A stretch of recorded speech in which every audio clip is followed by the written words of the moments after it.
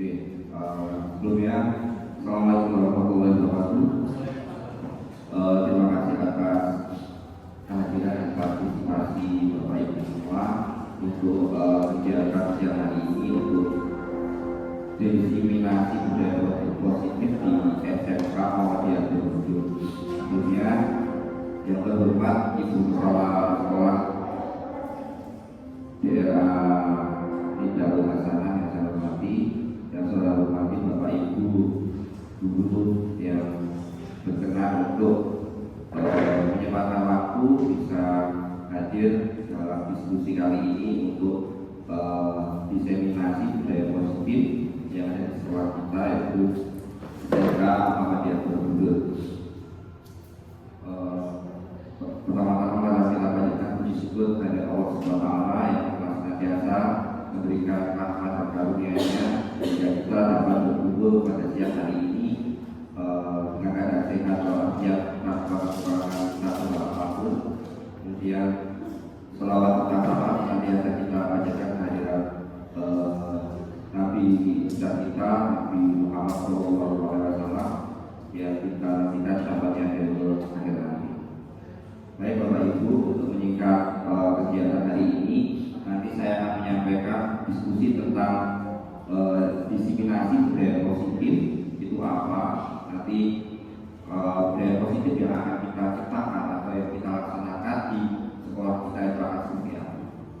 Yang pertama, salam guru penggerak, saya Dani Kurniawan, calon guru penggerak angkatan 11 dari Kabupaten Magelang. Oke, kalau 30 detik kita senyum ya. Kita senyum, relax. Ini sebagai SPK ya. SPK-nya udah saja. Kemudian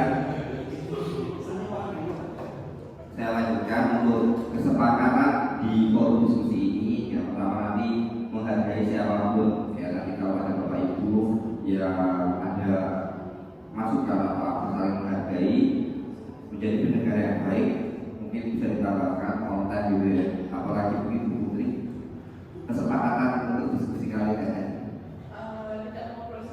tidak ngobrol sendiri, mungkin pasti kesepakatan untuk diskusi kali ini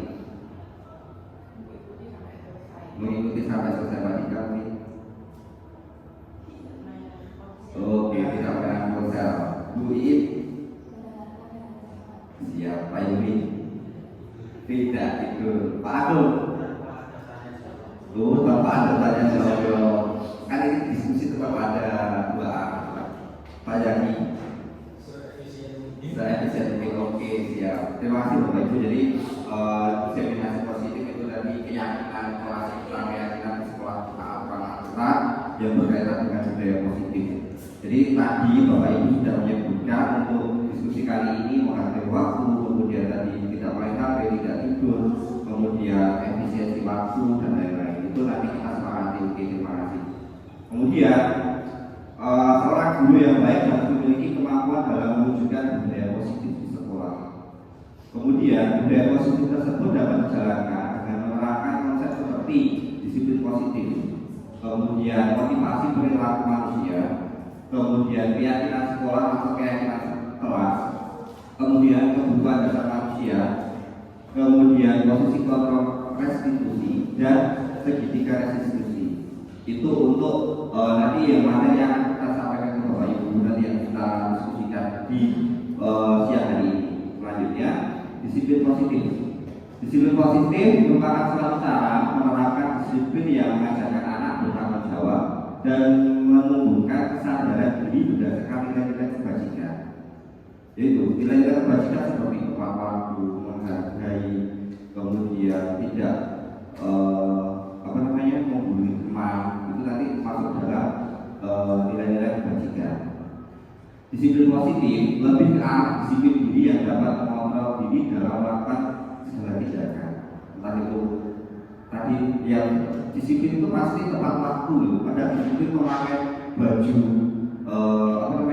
seragam atau ketika praktek menggunakan rempah itu juga disiplin. Ketika praktek menggunakan safety shoes itu juga disiplin. Selanjutnya, disiplin diri dapat membuat dan memahami dan bukan akibat paksaan, ujian atau hukuman. Yang kita ciptakan atau yang kita laksanakan pada intinya itu sebenarnya biar anak itu sadar atas perilaku dunia. Sebenarnya itu Bapak Ibu. Cuma anak kita itu kan harus, kalau ya beda ya kan, kalau tingkatan di jenjang SD, SMP, SMA, atau SMA itu polanya kan berbeda. Kalau yang di SMA pasti untuk menyadarkan itu agak sulit karena mungkin dia transisi untuk remaja. Mungkin itu sudah tidak Bapak Ibu. Kalau anak SD misal, Mas besok pakai baju seperti ini, gitu ya, pakai baju seragam, itu pasti menuruti karena dia ada takut atau apa. Kalau SMA kan pasti beda dari apa? Itu seperti yang kita temukan di kondisi lapangan seperti ini. 6 karakter dalam profil pelajar Pancasila, yaitu beriman dan bertakwa kepada Tuhan Yang Maha Esa, kemudian mandiri, kemudian kebinekaan juga, gotong royong, kreatif dan bernalar kritis. Itu yang ada di 5. Pasti itu ketika kita belajar kelima itu untuk seperti ini. Tema-tema kelima itu yang kita pilih ya. Sebenarnya kalau SMA itu kan ada kewirausahaan, kemudian sama kepekerjaan. Kalau yang di SMA tambah seperti ini. Motivasi perilaku manusia. Jadi ada 3 motivasi perilaku manusia. Yang pertama adalah untuk menghindari ketidaknyamanan atau hukuman. Anak itu kan hukuman tidak senang. Dia dapat disuruh apa tidak senang. Disuruh skor jauh itu tidak senang. Kemudian untuk mendapatkan imbalan atau penghargaan dari orang lain harus melakukan ini, tapi kalau dikasih iming-iming apa pemberian itu sebenarnya tidak baik. Kemudian untuk menjadi orang yang mereka inginkan dan menghargai diri sendiri dengan nilai-nilai yang mereka percaya. Kemudian keyakinan sekolah dan kelas. Keyakinan sekolah atau kelas dulu berperan dalam mewujudkan terbentuknya keyakinan sekolah atau kelas dengan adanya kesepakatan antara guru dan murid. Nanti seperti pas waktu awal, mungkin kita berdiskusi itu mau seperti apa. Mulai dari on-time tepat waktu, tidak menggunakan HP, tidak tidur, kemudian efisiensi waktu tadi seperti itu. Ketika kita di bengkel atau di kelas kita juga ada keyakinan kelas. Kalau di kelas itu jangan bersiap, kemudian kalau kita tidak, kalau di bengkel harus seperti apa ya. Ketika keyakinan kelas itu kayak peraturan, tapi ya itu harus diterapkan. Iya, tepat waktu, kemudian harus memakai seragam, harus ya, kemudian kalau di bengkel ini safety itu first ya, K3 itu harus. Kemudian tidak membuli kalau di kelas, tidak tidur di kelas, dan kemudian membuang sampah pada tempatnya. Keyakinan sekolah atau kelas berupa pertanyaan-pertanyaan universal yang sudah diingat, dipahami, dan harus diterapkan di lingkungan sekolah. Maksudnya, ketika anak itu masuk kelas, kamu berarti sudah apa ya namanya, menyalahi keyakinan kelas. Coba kamu datang sekarang jam berapa? Itu kan kayak keyakinan kelas. Yang sebenarnya itu kamu harusnya datang lebih awal. Kamu sekarang bisa di praktek. Kamu praktek, harusnya kamu pakai seragam seperti apa? Saya harusnya pakai seragam dari mana? Terus kita bisa pahami. Kalau kamu nggak pakai berapa, berarti ada keyakinan kelas yang kamu, atau keyakinan bengkel, atau keyakinan sekolah yang kamu ada apa itu saya tidak tertib atau saya tidak memakai berapa ketika pakai. Itu seperti itu. Itu apa yang keyakinan kelas yang kita sepakati atau lambat, tidak memakai seragam sesuai dengan aturannya, kemudian tidur, memakai HP, kebetulan HP, biasa anak-anak seperti itu. Tapi di jenjang kita itu masih sulit untuk seperti itu. Nanti ini pemahaman kita alangkah baiknya itu akan seperti apa. Keyakinan sekolah, ini contohnya bekerjasama, menyapa kelas, kemudian saling peduli, menghargai dan membantu sama lain itu. Kemudian kegiatan sekolah, setiap anggota belajar senang melakukan tugas, saling menghargai, merasa aman, itu ini disebut dengan keyakinan kelas atau aturan-aturan yang dibuat kita dengan peserta didik kita atau dengan murid kita. Itu kemudian kebutuhan dasar manusia. Ketika seorang murid melakukan suatu perbuatan yang bertentangan dengan nilai-nilai kebajikan atau melanggar, mereka gagal oleh kebutuhan dasar mereka, yaitu bertahan hidup. Manusia itu masih bertahan hidup, kasih sayang, penguasaan, kebebasan, dan kesenangan. Di SMK kita, Bapak Ibu kalau tidak sadar, masalah-masalah yang kita temukan itu pasti tidak lepas dari ini. Misal anak itu kok baru datang langsung ke kantin, dia berarti kebutuhan bertahan hidupnya otomatis dia belum terpenuhi untuk sarapan pagi. Dia nggak belum. Kalau dia bersarapan sudah kenyang dari rumah, dia mungkin tidak akan ke kantin pagi-pagi. Kemudian kasih sayang dan rasa berterima. Ini yang menjadi bagian di sekolah kita. Banyak sekali anak-anak korban daripada broken yang kurang kasih sayang, maka dia melibatkan dalam hal-hal yang negatif. Karena dia kurang kasih sayang. Di sini banyak hal yang sudah baru merasa, jadi pasti paham sekali. Kemudian penguasaan butuh validasi ketika dia saya itu berani loh. Contoh yang kemarin, aku kiwong bersama itu kan penguasaan bahwa dia itu saya bisa loh kayak gini. Tapi itu penguasaan yang negatif. Kemudian kebebasan, anak itu hidup mau apapun ya, kebebasan untuk main dan lain-lain itu butuh, namanya manusia itu butuh ini. Kemudian kesenangan, anak itu pergi, anak itu trek-trekan itu kesenangan. Kemudian studi kasus, Ibu Zulaika guru wali kelas 19 dan bingung menghadapi ulang salah satu menit di kelasnya. Kemudian Tommy, beberapa anak telah mengeluhkan Tommy yang seringkali meminta bekal makan siang mereka dengan paksa. Jika Anda menghadapi situasi seperti ini, Ibu Zulaika, apa yang Anda akan lakukan menurut Anda? Kira-kira apa alasan bagi melakukan itu? Tadi kebutuhan dasarnya apa? Ya, kebutuhan dasar hidup. Ya, pasti ya. Kebutuhan dasar hidup Tommy itu belum tercukupi, makanya dia namanya mengambil makanan dari teman-temannya. Tapi kalau kita kan jarang seperti ini ya, karena wis gede ya, itu untuk yang pertama juga untuk tidak apapun, tapi lebih ke keluar kelas cari makan dan alasannya macam-macam. Itu kalau yang diajarkan. Alasan Tommy karena ia lapar dan orang tuanya tidak membawakannya bekal makan siang, maka kebutuhan dasar yang tidak bisa lagi oleh Tommy adalah kebutuhan untuk bertahan hidup atau survival. Yang kedua, alasan Tommy karena dia merasa senang jadi perhatikan dia. Ketika temannya melaporkan tindakannya itu kepada orang tuanya, sehingga orang tuanya jadi perhatikan dia, maka kebutuhan dasar yang sedang dipenuhi Tommy adalah kebutuhan dasar kasih sayang. Berarti aku kasih sayang. Jadi ada satu kasus tadi bisa kita lihat dari beberapa sisi. Kemudian yang ketiga, karena temannya jadi takut dengan dia dan menuruti keinginannya, maka sebetulnya Tommy sedang berusaha memenuhi kebutuhan dasar kekuasaan. Oke loh, itu ya seperti yang kemarin kita baru saja kita tangani kasus pelaku Pak Alwi Matur.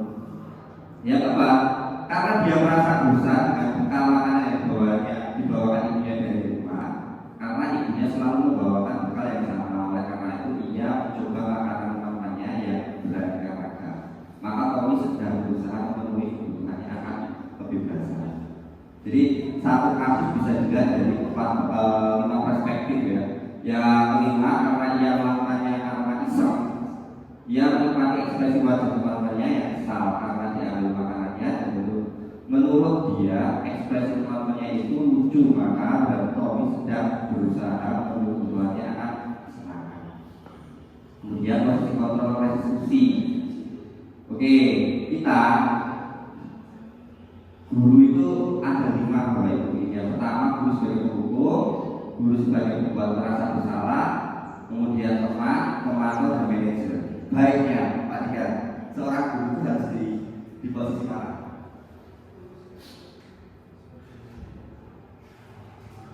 Pemantau. Pak Yuli, yang baiknya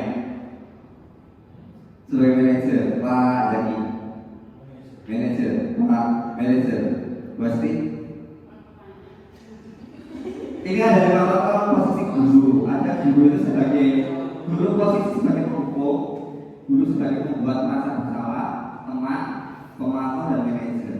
Contohnya, guru sebagai penghukum. Ketika anak itu telat, anak itu disuruh push up, itu penghukum. Kemudian guru pembuat merasa bersalah. Contohnya, misal besok ya tiket 2 jam. Lalu telah orang kelas kalah, kok begitu mungkin telat dan tak ada gitu. Dia merasa bersalah. Anak itu merasa bersalah ketika mengungkapkan perasaannya. Terus itu namanya kayak gitu. Kemudian guru sebagai teman, Yus kalau mau dulu, Yus santai baik kalau aku. Itu kayak teman. Jadi guru itu kayak gak ada itu. Kemudian guru sebagai pemantau. Contohnya, misal anak itu telat, oke kamu boleh masuk, tapi nanti saya lihat nanti kamu harus seperti ini, harus melakukan seperti ini. Jadi anak itu seperti dipantau. Kalau manajer, guru itu seorang murid diajak bicara, dia itu alasannya kenapa, kemudian besok agar dia tidak telat itu kalian harus seperti apa. Itu utamanya sebagai manajer.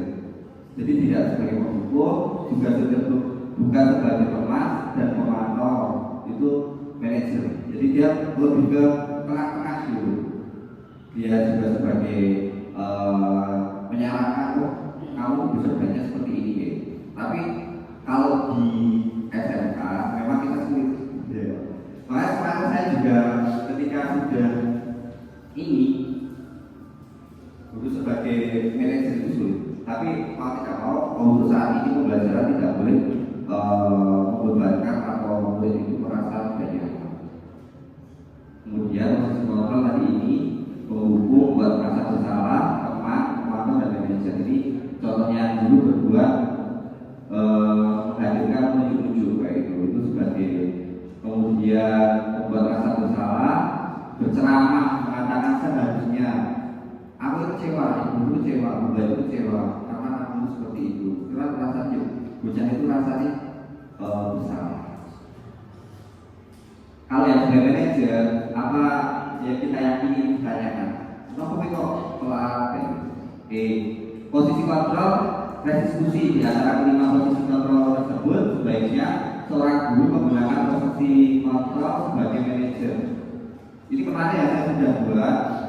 Sebagai manajer guru dapat membuat suatu bersama murid, mempersilahkan murid bertanggung jawab dan mendukung murid agar dapat menemukan solusi. Ketika ini kemarin saya contohkan ketika di itu telat untuk data. Kemudian ini data. Selain itu posisi manajer mengacu pada restitusi yang dapat menjadikan murid sebagai manajer bagi dirinya sendiri sehingga dapat tercipta identitas positif pada diri murid. Kemudian ada restitusi, menstabilkan identitas, kemudian validasi tindakan yang salah, menanyakan keyakinan. Jadi seperti ini. Kalau dari contoh dia telat, kenapa kok saya manggil ke ruangan saya? Gitu. Karena anak itu nanti menjawab, karena saya sekolah atau karena saya itu tidak mematuhi peraturan. Kemudian validasi tindakan yang salah, contohnya kalau saya telat bahwa kamu itu sudah melanggar keyakinan kelas itu apa kamu datang tidak mampu. Kemudian menstabilkan identitas. Contoh untuk yang kasus telat, misal ini berarti kalau kalau kamu itu telat, besok datangnya atau kamu berangkatnya di rumah lebih awal, kemudian kamu tidur lebih awal, harusnya seperti itu. Jadi anak itu bisa mencari solusinya atas kejadian yang dia yang dia langgar waktu itu. Pesan dengan identitas yaitu pesan dilakukan berdasarkan prinsip bahwa membuat kesalahan adalah bagian dari proses pembelajaran yang nantinya akan menggeser identitas gagal ke arah identitas sukses. Pesan dengan identitas berbuat salah itu hal yang manusiawi, tidak ada manusia yang sempurna. Kita pasti bisa menyelesaikan permasalahan ini bahwa tidak tertarik mencari tahu siapa yang benar, siapa yang salah. Kemudian menyalahkan dirimu sendiri terus menerus, apakah kamu bersikap baik pada dirimu sendiri itu melakukan. Kemudian validasi tidak ada salah dilakukan berdasarkan prinsip bahwa setiap perilaku berupaya memenuhi suatu kebutuhan tertentu sehingga guru atau orang tua akan bergeser dari pemikiran stimulus respon menjadi proaktif serta akan mengenali mengakui kebutuhan murid atau anak. Yang kita harapkan itu seperti itu idealnya. Kemudian validasi tidak ada yang salah, kamu pasti punya alasan mengapa melakukannya, apa yang penting bagi kamu, kemudian kamu berusaha menjaga sikap itu, kita kembangkan sikap yang lain. Kemudian tanpa harus memukul, kayak dengan kelas dilakukan dari pertanyaan-pertanyaan bermakna kepada murid atau anak, memunculkan motivasi secara intrinsik dari dirinya sendiri. Oh, saya itu salah seperti ini. Kemudian sehingga mampu mengkaitkan keyakinannya dengan tindakan yang salah. Apa nilai kita percaya setelah kita kemudian kamu melakukan itu, kamu menjadi orang yang seperti apa itu. Kemudian ini sudah, terima kasih. Jadi mungkin itu yang saya sampaikan tentang diseminasi budaya politik di sekolah. Mungkin sedikit untuk konklusi pada siang hari ini. Kadang kita ini Bapak Ibu menghadapi anak yang benar-benar di usia yang masih transisi dari anak-anak menjadi remaja itu sulit sekali karena kenakalan anak atau pelanggaran anak. Ketika anak itu melakukan seperti itu kadang dari dan bukan kita lihat dari sisi banyak sekali, seperti dari lingkungan keluarga, lingkungan yang bermain atau pergaulannya, dan anak yang berbentuk yang kurang kasih sayang itu yang mempengaruhi besar sekali, dan itu bisa menjadi toksik bagi teman-temannya yang lain. Makanya tantangan kita di tingkat SMA ini, apalagi di sekolah kita ya, lingkungan kita betul itu dibilang desa sudah tidak bisa, dibilang kota belum, tapi masih lebih untuk anak kita itu kayak belum siap kita menerima perubahan yang begitu masif dan begitu cepat dengan adanya ini perubahan yang seperti ini. Makanya kita selalu mengingatkan anak-anak kita kalau ditekan di sudah tidak bisa, tetap kita pendekatannya adalah komunikasi. Itu saja yang saya sampaikan. Kita ada tambahan dari Bu Asti. Bu Asti ada tambahan? Betul, Pak Agung. Baik, ini sudah ya. Bu Iin. Baik, terima kasih. Jadi seperti itu yang saya